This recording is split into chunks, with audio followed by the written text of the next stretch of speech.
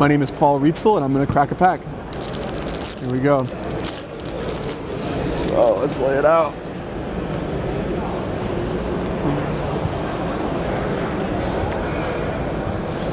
All right, so, the first thing I'm doing when I look at a pack is to try to identify if anything really jumps out at me. In this pack, I basically see two cards that really jump out at me. You have the Dawnbringer Charioteers, which is a legitimate bomb, and you have Nessian Game Warden, which is a card that that fits into my favorite strategy, which is green-blue.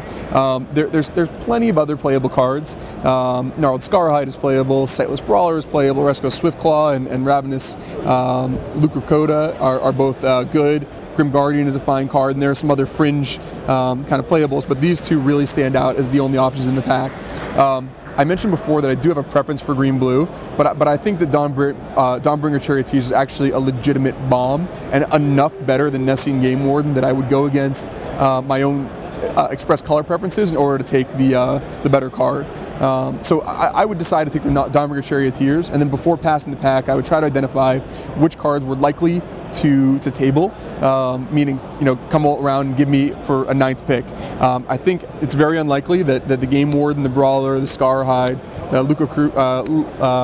I don't know how to say it, the Beast, Grim Guardian, or Resco Swiftclaw would come back. And then I think it's fairly likely that the next pick would be something in the ballpark of these three cards. So I think it's these three cards here, the three tricks and heroic enablers. I think it's pretty likely that this is the next best card and that one of these cards would come back.